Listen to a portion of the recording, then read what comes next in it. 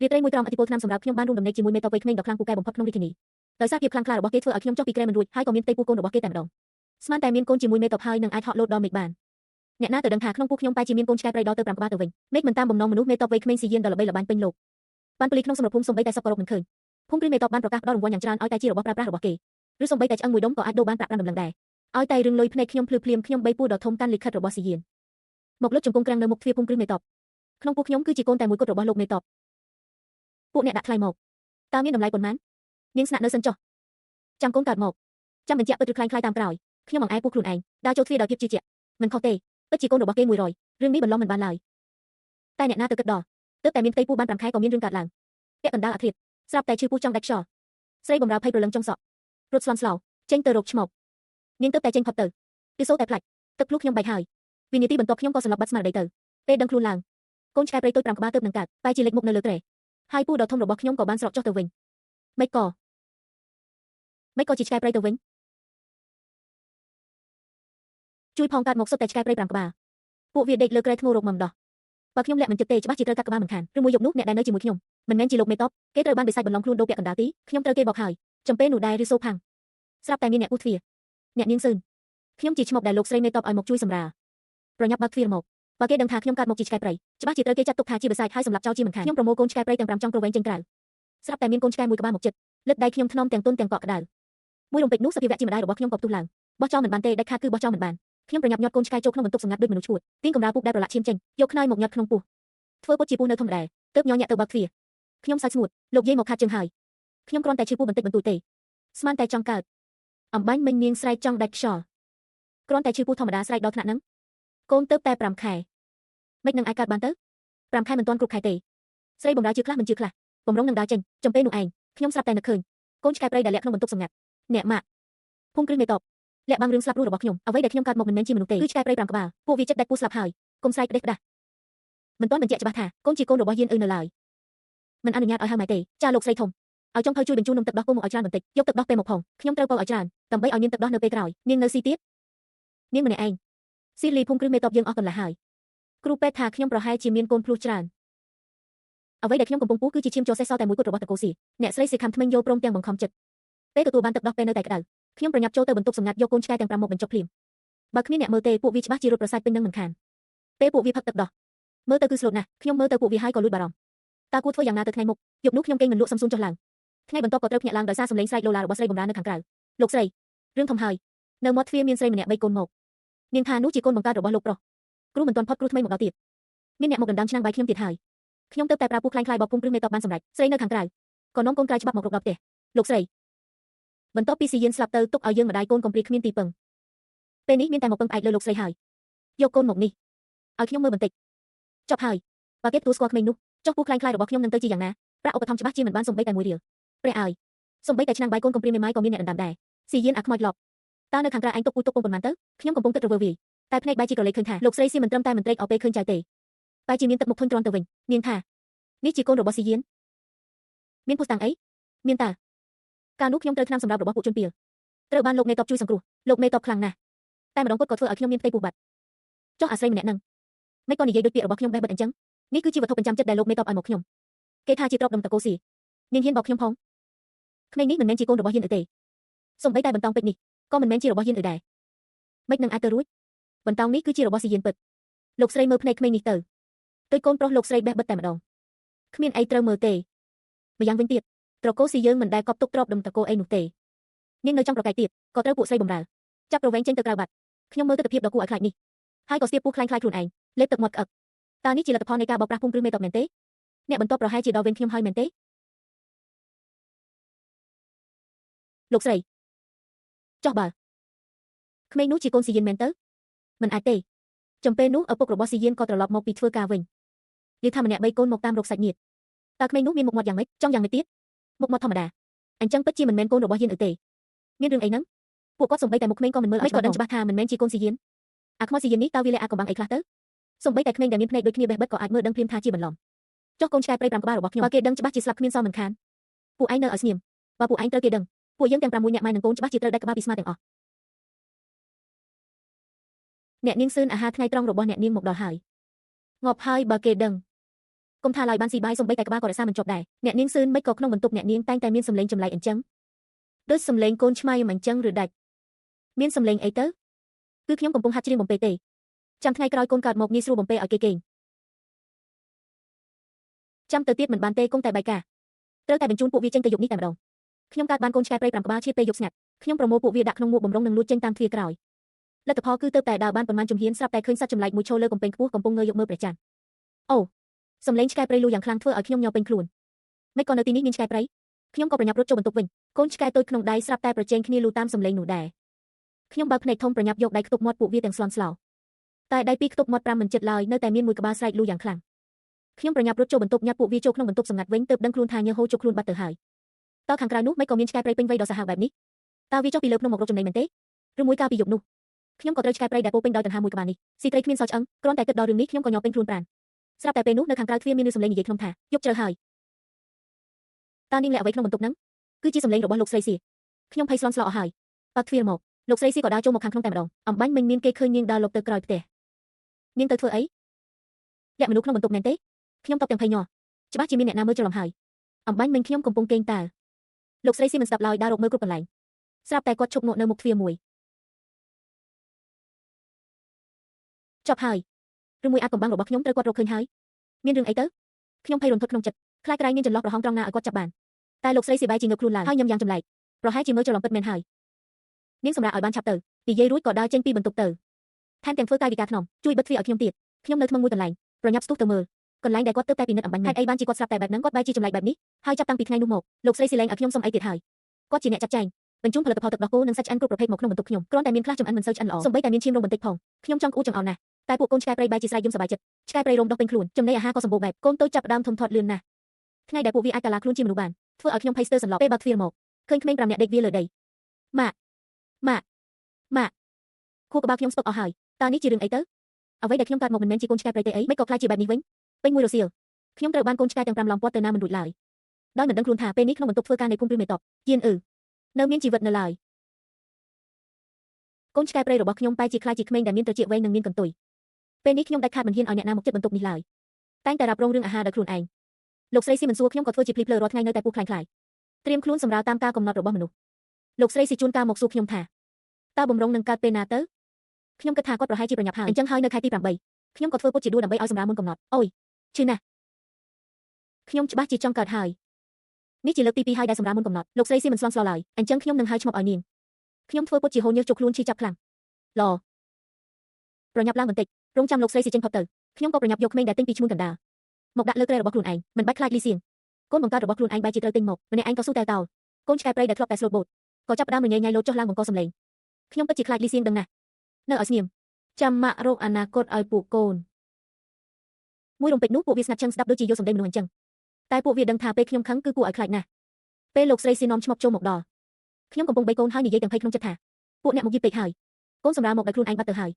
លោកស្រីមើលចុះមុខមាត់ដូចជាយៀនបេះបិទមែនទេទឹកមុខលោកស្រីស៊ីមើលទៅចម្លែកខ្លាំងណាស់គ្រូពេទ្យពិនិត្យជីបចោះថាជាកូនភ្លោះច្រើនអ្នកតាមិនក៏នាងបីតែម្នាក់អញ្ចឹងម្យ៉ាងវិញទៀតក្មេងនេះមិនមែនជាកូនយៀនទេខ្ញុំភ័យរហូតញ័រដៃខ្លាចក្រែងធ្វើឲ្យក្មេងជ្រុះពីដៃគ្រូពេទ្យពិនិត្យជីបចោះគង់តែមានការខុសឆ្គងខ្លះហើយលោកស្រីមិនក៏និយាយថាក្មេងនេះមិនមែនជាកូនស៊ីយៀនលោកស្រីភ្លេចហើយអីកាលនោះខ្ញុំក៏បានយកលិខិតស៊ីយៀនមកជាមួយដែរលោកស្រីក៏បានទទួលស្គាល់ហើយតើថានោះគឺជាអក្សរផ្ទាល់ដៃរបស់គេកាលពីយប់នោះពេលខ្ញុំដឹងខ្លួនឃើញក្រដាសមួយសន្លឹកនៅក្បែរគ្រែអក្សរសរសេរយ៉ាងស្អាតថាមួយឆ្នាំក្រោយមកភូមិគ្រឹះស៊ីនៅរាជធានីខ្ញុំនឹងទទួលខុសត្រូវតែពេលនេះគេស្លាប់បាត់ហើយសូម្បីតែខ្ញុំក៏កើតបានកូនឆ្កែព្រៃដែរលោកស្រីស៊ីញឹមចំអកទុកឲ្យគេជាអ្នកនិយាយចុះក្នុងន័យថានាងក៏បានឃើញហើយអញ្ចឹងចាក់ចេញពីភូមិគ្រឹះមេតបទៅចប់ហើយត្រូវបានគេអូសចេញភ្លាមតែម្ដងខ្ញុំចង់ចេញទៅលែងខ្ញុំមិនមែនជាមនុស្សខ្លាំងខ្លាយទេវាគឺជាអ្វីដែលស៊ីយៀនឲ្យមកខ្ញុំពិតមែនខ្ញុំរើបំរាស់យ៉ាងខ្លាំងតែត្រូវបានគេអូសឲ្យឆ្ងាយពីបន្ទប់តូចរបស់ខ្ញុំទៅដល់កូនទាំង5ដែលលាក់ក្នុងបន្ទប់សម្ងាត់ក្នុងចិត្តខ្ញុំទាំងស្ដាយស្រណោះទាំងបារម្ភចុងក្រោយក៏ទ្រាំលែងបានពួកអ្នកលែងខ្ញុំទៅខ្ញុំនៅមានរបស់មិនទាន់បានយកពួកអ្នកលែងខ្ញុំទៅខ្ញុំមិនបានធ្វើអ្វីខុសឡើយនៅវិនាទីដែលបំរុងនឹងត្រូវគេអូសចេញផុតស្រាប់តែក្នុងបន្ទប់ខ្ញុំមានសំឡេងលោកស្រីស៊ីនិងឈ្មោះស្រែកឡើងដោយភាពភ័យរន្ធត់បន្ទាប់មកមានក្មេងតូចខ្លួននឹងគោកនាំគ្នាប្រជែងគ្នារត់ចេញពីទ្វារបន្ទប់សម្ងាត់មកខាងក្រៅម៉ាក់ពួកវារត់បណ្ដាស្រែកហៅខ្ញុំដោយសំឡេងអង្រក៏បណ្ដាម្ដងកាលាជាឆ្កែព្រៃម្ដងកាលាជាមនុស្សធ្វើឲ្យមនុស្សពេញមួយភូមិគ្រឹះមេតបទាំងស្មារតីគ្រប់គ្នាពួកកូនខ្ញុំក៏ភ័យរហូតធ្ងន់ដែរខ្ញុំថយក្រោយទាំងញ័រជើងក៏ជ្រុលទៅបុកនឹងជញ្ជាំងដ៏កក់ក្ដៅមួយ ពួកអ្នកបម្រើក្នុងភូមិគ្រឹះមេតបលើកនេះស្រែកអោយឆោឡោពេញផ្ទះតែម្ដងមេតបតូចបានវិលត្រឡប់មកវិញហើយល្អណាស់អោព្រះជាម្ចាស់ហើយនោះគឺជាខ្មោចទេតើមេតបតូចបានវិលត្រឡប់មកវិញហើយពេលខ្ញុំងាកក្រោយក៏ស្រាប់តែឃើញមុខលោកម្ចាស់ឆៃដែលគេតាមរកពេញទីក្រុងបង្ហាញខ្លួននៅចំពោះមុខខ្ញុំទាំងរស់តែម្ដងឯកូនចោកទាំង5វិញគិតថាគាត់ជាមនុស្សអាក្រក់ដែលមកធ្វើបាបខ្ញុំក៏ស្ទុះទៅខំព្រឹបតែម្ដងខ្ញុំភ័យខ្លាចនឹងទិដ្ឋភាពនៅចំពោះមុខរហូតស្ទើរតែសន្លប់ពួកអ្នកបម្រើទាំងនោះក៏ភ័យស្លន់ស្លោរហូតខ្ទប់មាត់ជាប់លោកហេតុអ្វីបានជាលោកមកនៅទីនេះមានតែអ្នកស្រីឆៃម្នាក់គត់ដែលរត់ចេញមកយេនឺម៉ែរោគប្រពន្ធនឹងកូនឲ្យឯងឃើញហើយស្នាមញឹមក្នុងភ្នែកគាត់មិនអាចលាក់បាំងបានឡើយគាត់ចូលច្រកអមបង្ហាញពីមោទនភាពចំពោះស្នាដៃខ្លួនឯងឃើញទេម៉ែនិយាយមិនខុសមែនទេឯខ្ញុំវិញសម្លឹងមើលគាត់ទាំងស្រឡាំងកាំងមានន័យថាម៉េចអំបញ្ញមិញមិនមែននិយាយថាខ្ញុំជាមនុស្សខ្លាំងទេសំឡេងខ្ញុំញ័រត្រឹកតែស្រាប់តែមានអារម្មណ៍ថាចង្កេះត្រូវបានប៉ះដោយដៃដ៏កក់ក្ដៅនិងធំទូលាយមួយគូបន្ទាប់មកខ្លួនប្រាណទាំងមូលក៏ត្រូវបានគេគ្រាឲ្យញាប់ឡើងផ្ទៃមុខរបស់ឆៃយ៉ាននៅពេលចេញពីក្រុងត្រង់ចុងចិញ្ចើមមានស្នាមដាច់មួយកន្លែងមើលទៅមានភាពកាចសាហាវបន្តិចតែពេលគាត់សម្លឹងមកខ្ញុំបែរជាមានភាពទន់ភ្លន់ជាទីបំផុតក្មេងល្ងងឈាមប្រឡាក់សក់នាងអស់ហើយកុំខ្លាចអីនាងមិនមែនជាមនុស្សខ្លាំងទេគ្រប់គ្នាហត់នឿយណាស់ហើយផលកសិកម្មឆ្នាំនេះល្អណាស់នឹងមានរង្វាន់ដល់គ្រប់គ្នាខ្ញុំសម្លឹងមើលគាត់ទាំងមិនជឿភ្នែករហូតមកដល់ពេលនេះក៏នៅមិនទាន់ដឹងខ្លួនច្បាស់ដែរលោកនិយាយថាអីលោកពិតជាឆៃយ៉ានមែនឬលោកមិនមែនស្លាប់ក្នុងសមរភូមិបាត់ហើយទេហេតុអ្វីកាលនោះខ្ញុំនិងឆៃយ៉ានបានជួបគ្នាដោយចៃដន្យពេលនោះគាត់កំពុងត្រូវបានគេតាមសម្លាប់គាត់បានចាប់ខ្ញុំឲ្យធ្វើពុតជាប្តីប្រពន្ធនឹងគ្នាចំណែកខ្ញុំពេលនោះកំពុងរត់គេចពីគ្រោះអត់ឃ្លានហើយត្រូវបានគេលក់ជោគក្រោយផឹកថ្នាំសម្រាប់ហើយក៏រត់ត្រដាប់ត្រដួសចេញមកគឺនៅក្នុងស្ថានភាពបែបនោះឯងតែខ្ញុំនិងឆៃយ៉ានបានរួមរកជាមួយគ្នាពេញមួយយប់រហូតដល់មេឃជិតភ្លឺទើបខ្ញុំសន្លប់បាត់ទៅពេលដឹងខ្លួនឡើងវិញក៏ឃើញតែក្រដាសដែលគាត់ទុកឲ្យតាមពិតដំបូងឡើយខ្ញុំមិនបានយកចិត្តទុកដាក់នឹងរឿងនេះទេ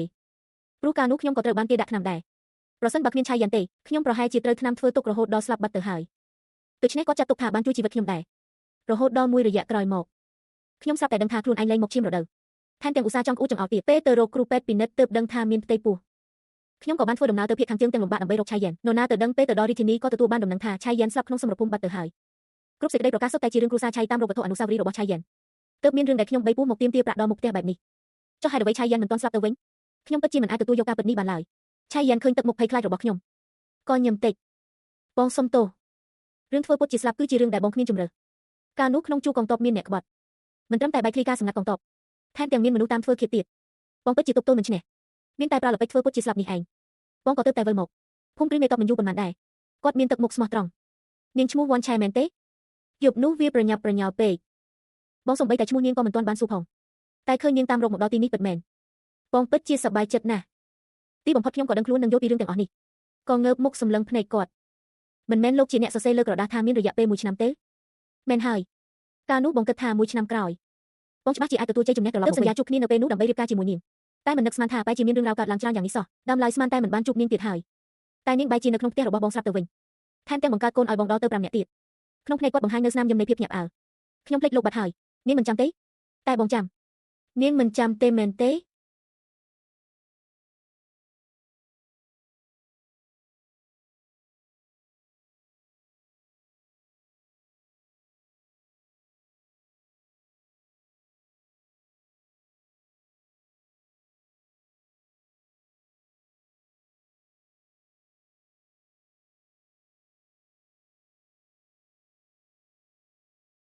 េទោះជាខំកុហកយ៉ាងណាក៏គ្មានប្រយោជន៍ដែរក្រែងលោដល់ពេលពួកគេចាត់ចែងការពិនិត្យឈាមរកសាច់ញាតិនោះអ្វីនឹងត្រូវបំផ្លាញអស់មិនខានមិនខុសពីការសារភាពដោយខ្លួនឯងឲ្យទាន់ពេលវេលានោះទេមិននឹកស្មានថាម្ដាយរបស់ឆៃយ៉ានបែរជាដើរមកដោយស្នាមញឹមពេញផ្ទៃមុខសារភាពរឿងអីទៅនាងអាចបង្កើតកូនឲ្យយេនឺបានគឺមានគុណបំណាច់ធំធេងណាស់ទៅហើយម្យ៉ាងទៀតសូម្បីគាត់ស្លាប់ទៅហើយក៏នាងនៅតែមិនបោះបង់ពិតជាមានភក្ដីភាពខ្លាំងណាស់ពីមុនម៉ែគិតថាចរិតដូចរូបគេនេះច្បាស់ជាត្រូវរស់នៅម្នាក់ឯងដល់ចាស់ហើយមិននឹកស្មានថាធ្វើឲ្យគ្រប់គ្នាភ្ញាក់ផ្អើលតែម្ដង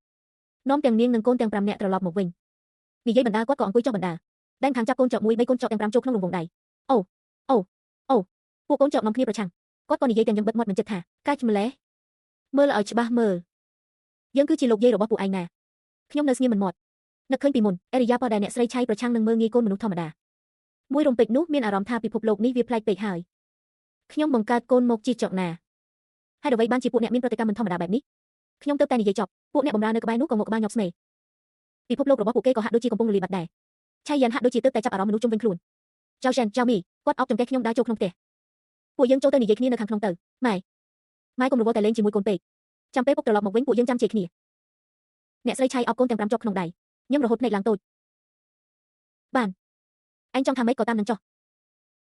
កូនជាប់ទាំង5បំរះក្នុងរង្វង់ដៃគាត់ហើយព្រោះមករកខ្ញុំអូឆៃយ៉ានមើលទៅមិនសូវស្រួលភ្នែកក៏ដើរទៅចាប់កូនយកមកបេក្នុងដៃខ្លួនឯងបងជាពុករបស់ពួកគេដល់វេនបងវិញម្ដងហើយអ្នកស្រីឆៃសម្លក់គាត់មួយភ្នែកឲ្យតែមន្ត្រីដុតភ្លើងបានតែមិនឲ្យរៀសអុចចង្គៀងមែនទេឯងគឺឯងខ្លួនឯងទេដែលចង់បីនោះឆៃយ៉ានមិនតបអ្វីឡើយបន្ទាប់មកម្ដាយគាត់ក៏ងាកមកឃើញទឹកមុខស្លេកស្លាំងនិងអាការៈដ៏ហត់នឿយរបស់ខ្ញុំគាត់ក៏ដកដង្ហើមធំឯងពន្យល់ប្រាប់នាងឲ្យបានច្បាស់លាស់នៅយប់នេះទៅភ្លាមនោះគាត់ក៏ងាកទៅហៅទេសេះដើម្បីទៅចាំឪពុករបស់ឆៃយ៉ានចេញពីព្រះបរមរាជវាំងឆៃយ៉ានបីកូនចូលក្នុងបន្ទប់រួចបិទទ្វារជិតគាត់អង្អែរោមចេះម្ដងម្នាក់រួចដាក់កូនចុះលើដីមើលពួកគេរត់យ៉ាងសប្បាយមករកខ្ញុំលំបាកដល់នាងហើយមិននឹកស្មានថានាងរស់នៅម្នាក់ឯងចិញ្ចឹមពួកគេឲ្យធំដល់ថ្នាក់នេះសោះក្នុងខួរក្បាលខ្ញុំច្របូកច្របល់អស់ហើយតែមកដល់ពេលនេះខ្ញុំក៏ចាប់ផ្ដើមយល់សាច់រឿងខ្លះដែរហេតុអ្វីបានជាអ្នកស្រីឆៃឃើញកូនមនុស្សភ្លាមក៏ហ៊ានអះអាងថាដាច់ខាតមិនមែនជាកូនរបស់ឆៃយ៉ានហេតុអ្វីបានជាគាត់ចូលចិត្តកូនចោកខ្លាំងម្ល៉េះហើយឆៃយ៉ានឃើញកូនចោកទាំងនេះយូរខ្លាចជាមនុស្សយូរខ្លាចជាចោកបែរជាមិនភ្ញាក់ផ្អើលសោះហាក់ដូចជារឿងនេះជារឿងធម្មតាទៅហើយខ្ញុំក៏មានការសង្ស័យដ៏គួរឲ្យខ្លាចមួយឆៃយ៉ានលោកមិនមែនមានខ្សែស្រឡាយអំបូរចោកទេដឹងឆៃយ៉ានលើកចិញ្ចើមនាងទីដឹងហើយឬប្រស្រីភ្នែកខ្ញុំរួមតូចមិននឹកស្មានថាគាត់ហ៊ានសារភាពត្រង់បែបនេះសោះមួយរំពេចនោះខ្ញុំក៏មានអារម្មណ៍ខ្លាចបន្តិចគាត់ហាក់ដូចជាមើលធ្លុះចិត្តខ្ញុំក៏អន់ខ្លួនចុះបន្តិចចាប់ដៃខ្ញុំយ៉ាងទន់ភ្លន់កុំខ្លាចបងអីបានទេយប់នោះវាប្រញាប់ពេកបងមិនទាន់បានប្រាប់ការពិតដល់នាងឥឡូវនាងចង់ដឹងរឿងអ្វីខ្លះបងនឹងប្រាប់នាងទាំងអស់ដោយមិនលាក់លៀមនិយាយដល់ត្រឹមនេះមុខខ្ញុំក៏ឡើងក្រហមតាមពិតយប់នោះចុងក្រោយគឺខ្ញុំខ្លួនឯងទេដែលជាអ្នកបង្ខំដំបូងឡើយឆៃយ៉ានគ្រាន់តែចង់ឲ្យខ្ញុំធ្វើពុតជាប្រពន្ធប៉ុណ្ណោះទើបនាំខ្ញុំចូលក្នុងបន្ទប់តែពេលនោះថ្នាំសម្រាប់ធ្វើទុកខ្លាំងខ្លួនប្រាណខ្ញុំឡើងក្តៅមិនត្រឹមតែចង់ដោះខោអាវចេញទេថែមទាំងតោងខ្លួនគាត់ជាប់មានអារម្មណ៍ថាស្រួលខ្លួនរហូតមិនព្រមចុះមកវិញគឺខ្ញុំជាអ្នកតោងទាពីគាត់ទើបឆៃយ៉ានព្រមផ្ដល់ឲ្យហើយខ្ញុំក៏ចាំបានតិចតួចថាពេលនោះឆៃយ៉ាននិយាយដោយសំឡេងស្អកនៅក្បែរត្រចៀកខ្ញុំថានាងប្រកាសចិត្តហើយមែនទេក្រោយពីយប់នេះទៅនាងចង់ស្ដាយក្រោយក៏គ្មានផ្លូវដែរខ្ញុំក៏ងក់ក្បាលដូចមន់ចឹកអង្កាមឆៃយ៉ានរុញកូនចោកទាំង5ចេញហើយអង្គុយក្បែរខ្ញុំគាត់មានទឹកមុខស្មោះត្រង់តាមពិតការនាងមកដល់រាជធានីម៉ែរបស់បងពិតជាមិនដឹងថាបងនៅរស់ទេគាត់ប្រកាសរកវត្ថុអនុស្សាវរីយ៍របស់បងគឺដើម្បីទុកមើលរំលឹកការចងចាំប៉ុណ្ណោះឃើញនាងកាន់ក្រដាសដែលបងសរសេរហើយនិយាយថាមានកូនគាត់ក៏សាកល្បងទុកនាងឲ្យនៅទីនេះអំបូរចោកមិនដូចមនុស្សទេមិនបាច់ពូដល់10ខែឡើយប្រហែលជា5ខែក៏សម្រាប់ចេញមកហើយហេតុនេះហើយពេលនាងនិយាយរឿងសម្រាប់កូនដំបងទើបគាត់ប្រញាប់ប្រញ័រស្លន់ស្លោបែបនេះតែលទ្ធផលនាងបែរជានិយាយថាคล้ายៗទៅវិញធ្វើឲ្យម៉ែរបស់បងទាំងខកចិត្តទាំងខឹងខ្លាំងគាត់គិតថាអ្វីដែលនាងពូមិនមែនជាចោកច្បាស់ជាបោកប្រាស់គាត់ហើយខ្ញុំមកក្បាលនេះគឺជាការពិតនឹកឃើញកាលពីមុនពេលខ្ញុំសម្រាប់កូនចោកតូចទាំងនោះម៉ែគាត់ពិតជាប្រញាប់ទៅរកឈ្មោះផងហើយក៏មានក្តីរំភើបខ្លះដែរតែក្រោយពេលខ្ញុំនិយាយថាមិនបានការកូនគាត់ក៏ខកចិត្តជាខ្លាំងភ្លាមតែម្ដងតាមពិតគឺដោយសាររឿងនេះសោះឆៃយ៉ានឃើញខ្ញុំយល់សាច់រឿងហើយក៏បន្តនិយាយទៀតថាតាមពិតប្រហែលជា1 ឬ 2 ខែមុនបងធ្លាប់វិលមកទីនេះម្ដងដែរគឺលើកដែលនាងបានឃើញបងនឹងឯងខ្ញុំស្រឡាំងកាំងពេលណាទៅខ្ញុំមិនដែលឃើញស្រមោលលោកនៅក្នុងផ្ទះនេះផងឆៃយ៉ានសម្លឹងមើលខ្ញុំនាងសាកគិតម្ដងទៀតមើលខ្ញុំនៅស្ងៀមមួយសន្ទុះស្រាប់តែឃើញកូនចោកតូចទាំង5នៅក្បែរខ្លួនក៏នឹកឃើញយប់ដែលខ្ញុំបីពួកគេរត់ត្រដាប់ត្រដួសទៅក្រោយផ្ទះខ្ញុំហាក់ដូចជាឃើញចោកមួយក្បាលកំពុងលូកុំប្រាប់ណាថាចោកដែលឈរនៅលើរបងខ្ពស់កាលនោះគឺជាលោកឆៃយ៉ានក៏ងក់ក្បាលគឺបងនឹងហើយខ្ញុំមានអារម្មណ៍ថាបេះដូងខ្ញុំហាក់ដូចជាធ្លាក់ដល់ដីពីសូក្រាក់ហើយបែកខ្ទេចខ្ទីតែម្ដងបេះដូងខ្លួនឯងហាក់ដូចជាធ្លាក់ដល់ដីពីសូក្រាក់ហើយបែកខ្ទេចខ្ទីតែម្ដងលោកពិតជាចោកមែនឬកាលនោះកុំប្រាប់ណាថាខ្ញុំពិតជាបានដេកជាមួយចោកមែនខ្ញុំឈឺក្បាលខ្ទប់ឆៃយ៉ានក៏អង្អែលលងលំខ្ញុំហើយនិយាយតិចថាមិនមែនទេយប់នោះបងស្ថិតក្នុងរូបរាងជាមនុស្សទេបងមិនបានប្រែកាយជាចោកឡើយនាងកុំខ្លាចអីម្យ៉ាងទៀតពួកយើងមានសិទ្ធិសំជាញ់មិនស៊ីសាច់មនុស្សឬធ្វើបាបនាងដូចចោកព្រៃឡើយមើលចុះឥឡូវនាងមិនមែននៅសុខសប្បាយទេកូនក៏ស្ដាប់បង្កប់ខ្លាំងណាស់ដែរប្រសិនបើនាងនៅមិនទាន់ប្រកបចិត្តនាងអាចស្ទាបមើលបងបានគាត់ចាប់ដៃខ្ញុំឲ្យស្ទាបសាច់ដុំពោះរបស់គាត់យប់នោះខ្ញុំបានរួមរកជាមួយគាត់យ៉ាងស្អិតល្មួតកន្លែងដែលខ្ញុំចូលចិត្តបំផុតគឺស្ទាបសាច់ដុំពោះរបស់គាត់វាណែនល្អហើយក៏ក្តៅខ្លាំងណាស់មិននឹកស្មានថាឆៃយ៉ាននៅចាំសោះកាលនោះគាត់ថែមទាំងសាយតិចដាក់ខ្ញុំទៀតនាងជាមនុស្សខូចមែនទេតែខ្ញុំរវល់តែរំដោះជាតិថ្នាំក្នុងខ្លួនគ្មានពេលទៅតតនឹងគាត់ឡើយឥឡូវនេះនឹកឃើញវិញមានអារម្មណ៍ថាខ្មាស់គេចង់ស្លាប់តែខ្ញុំនៅតែមិនដកដៃចេញពីការចាប់របស់ឆៃយ៉ានឡើយហើយថែមទាំងឆ្លៀតឱកាសដែលមកដល់ទីនេះហើយលោកស្ទាបសាច់ដុំពោះដ៏ណែនរបស់គាត់មួយទំហឹងអារម្មណ៍នៅតែល្អដូចដើមអរគុណនាងណាស់កាលនោះបងវិលមកវិញមិនអាចនៅបានយូរទេព្រោះខ្លាចអ្នកតាមសម្រាប់រកឃើញហើយមកធ្វើបាបមនុស្សក្នុងផ្ទះតែមិននឹកស្មានថាបានជួបនាងសោះព្រមទាំងកូនទាំង5នាក់ក្នុងរង្វង់ដៃនាងទៀតពេលបងលូពួកគេក៏លូតាមដែរគួរឲ្យស្រឡាញ់ខ្លាំងណាស់កាលនោះម៉ែរបស់បងដឹងហើយថាបងនៅរស់បងបារម្ភថាខ្លួនឯងភ្នែកស្រវាំងមើលច្រឡំ ក្រែងលោកមិនមែនជាកូនចៅមែនទេដឹងទើបបងឲ្យម៉ែចូលទៅមើលស្ថានភាពក្នុងបន្ទប់របស់នាងខ្ញុំមិននឹកស្មានថាគាត់បានរកឃើញរោមចុកតូចមួយសរសៃសោះខ្ញុំឆ្ងល់ណាស់មិនប្លែកទេដែលអារម្មណ៍ច្រណែនរបស់អ្នកស្រីឆៃប្រែប្រួលលឿនយ៉ាងនេះតាំងពីពេលចូលមកមានរោគពីកាច់សាហាវរហូតដល់ស្រាប់តែប្រែជាទន់ភ្លន់មកវិញសូម្បីតែក្រោយមកនៅតែបន្តបញ្ជូនទឹកដោះពែនិងសាច់ដែលកូនចោកចូលចិត្តមកឲ្យក្នុងបន្ទប់ខ្ញុំទៀតមើលទៅគាត់ច្បាស់ជាដឹងតាំងពីដំបូងថាកូនចោកនៅក្នុងបន្ទប់ខ្ញុំគឺជាចៅរបស់គាត់គិតដល់ត្រឹមនេះខ្ញុំក៏ដកដង្ហើមធំទោះបីជាព្រឹកមិញខ្ញុំបានពិនិត្យមើលជុំវិញខ្លួនអ្នកស្រីឆៃហើយឃើញថាគ្មានចន្លោះប្រហោងក៏ដោយប៉ុន្តែរឿងរោមចោកនេះខ្ញុំពិតជាមិនសូវមានបទពិសោធន៍សោះពុករួមទាំងពួកកូនចូលចិត្តនាងគ្រប់កន្លែងមិនដឹងថាវានឹងជាប់ខ្លួនតាំងពីពេលណានោះទេរឿងបែបនេះពិតជាពិបាកការពារណាស់ឆៃយ៉ានឃើញខ្ញុំនៅស្ងៀមមិននិយាយអីគាត់ក៏មានអារម្មណ៍ភ័យបន្តិចវ៉ាន់ឆេតើអូនកំពុងបន្ទោសបងមែនទេដែលកាលនោះបងមិនព្រមមកជួបអូនបងនិយាយត្រង់ជាមួយអូនចុះកាលនោះបងក៏ចង់ត្រឡប់មកក្បែរអូននឹងកូនខ្លាំងណាស់ដែរប៉ុន្តែបញ្ហានៅសម្រាប់ភូមិមិនទាន់ត្រូវបានដោះស្រាយបងមិនហ៊ានមកទទួលស្គាល់អូនទេខ្លាចធ្វើឲ្យជីវិតដ៏ស្ងប់សុខរបស់អូនត្រូវបំផ្លាញ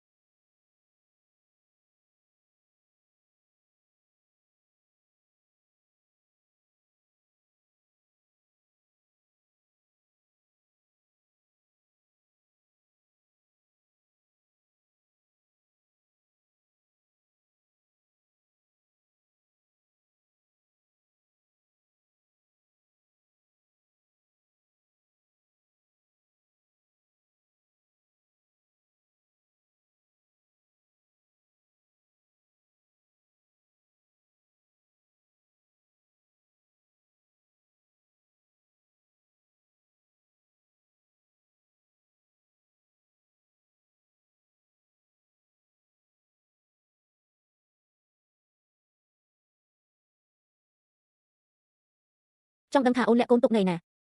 គិតដល់រឿងដែលខ្ញុំខំធ្វើពុតថាចិត្តសម្រាប់កូនមិននឹកស្មានថាអ្នកស្រីឆៃសម្ដែងតាមខ្ញុំសោះគិតទៅពិតជាចង់សើចមែនតែឆៃយ៉ាងនិយាយថាសំណាងហើយដែលកូនរបស់ពួកយើងចេះការពារអូនរហូតដល់រត់ចេញមកតាមរកអូនវ៉ាន់ឆេអរគុណអូនដែលបាននាំពួកគេមកកាន់ពិភពលោកនេះហើយថែមទាំងចិញ្ចឹមបីបាច់ពួកគេបានល្អយ៉ាងនេះខ្ញុំមិននឹកស្មានថាគាត់ស្រាប់តែនិយាយផ្អែមល្ហែមបែបនេះសោះធ្វើឲ្យខ្ញុំអៀនឡើងក្រហមមុខឆៃយ៉ាងខិតមកក្បែរសម្លឹងមើលខ្ញុំហាក់ដូចជាចង់និយាយអ្វីម្យ៉ាងទៀតឬក៏ចង់ធ្វើអ្វីម្យ៉ាងចំណែកខ្ញុំក៏ភ័យផងអរផងអង្គុយរង់ចាំ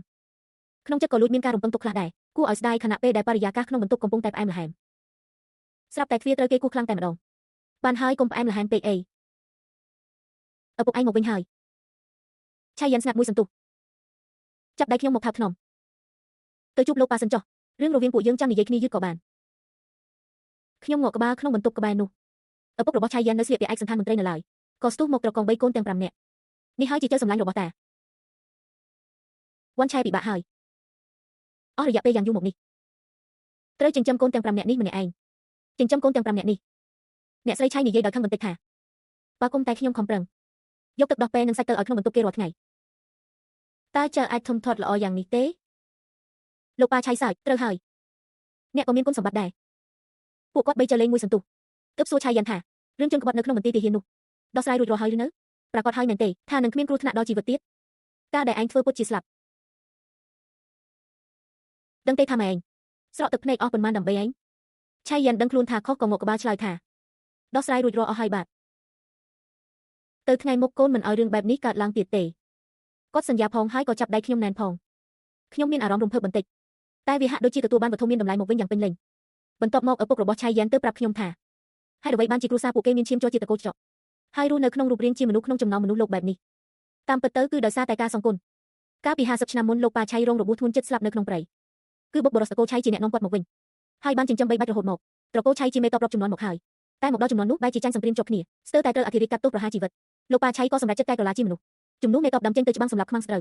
រហូតទទួលបានជោគជ័យក្នុងសង្គ្រាមហើយថែមទាំងឡើងបុណ្យស័ក្តិ3ថ្នាក់ទៀតផងតាំងពីពេលនោះមកគាត់ក៏បន្តរស់នៅក្រោមឈ្មោះនោះរហូតមកសូម្បីតែរៀបការជាមួយអ្នកស្រីឆៃក៏ប្រើឈ្មោះអ្នកអតីតដែរប៉ុន្តែអ្នកស្រីឆៃមិនដឹងខ្លួនទេក្រោយមកនៅពេលដែលសម្រាប់បានកូនចៅតូចឆៃយ៉ានមកគាត់ក៏មានការតក់ស្លុតដូចជាខ្ញុំដែរលោកប៉ាឆៃក៏បានសារភាពត្រង់និងសុំការអភ័យទោសថាដាច់ខាតមិនដែលមានការพูดផុសលើមនោះសញ្ចិត្តណាចំពោះគាត់ឡើយទើបទទួលបានការទទួលយកពីអ្នកស្រីឆៃក្រោយមកខ្សែលោហិតពិតប្រាកដរបស់ត្រកូលឆៃបានដាច់ពូតអស់ក៏ត្រូវបានលោកប៉ាឆៃទទួលបន្តទាំងស្រុងតាំងពីពេលនោះមកឈាមជ័រត្រកូលចៅក៏បានបន្តមកដល់សប្តាហ៍ថ្ងៃហើយរក្សារូបរាងជាមនុស្សដើម្បីរស់នៅរឿងរ៉ាវទាំងអស់នេះក្រៅពីការពិបាកជឿខ្ញុំក៏មានអារម្មណ៍ថាពិតជាអស្ចារ្យខ្លាំងណាស់ចុងក្រោយលោកប៉ាឆៃនិយាយថាឲ្យតែឯងនិងឆៃយ៉ានរស់នៅជាមួយគ្នាឲ្យបានល្អប៉ានឹងការពារពួកឯងឲ្យមានសុវត្ថិភាពជារៀងរហូតចាំដល់ពេលកូនចៅធំឡើងក៏អាចជ្រើសរើសរក្សារូបរាងជាមនុស្សជារៀងរហូតបានដែរដើម្បីរស់នៅជាជីវិតមនុស្សលោក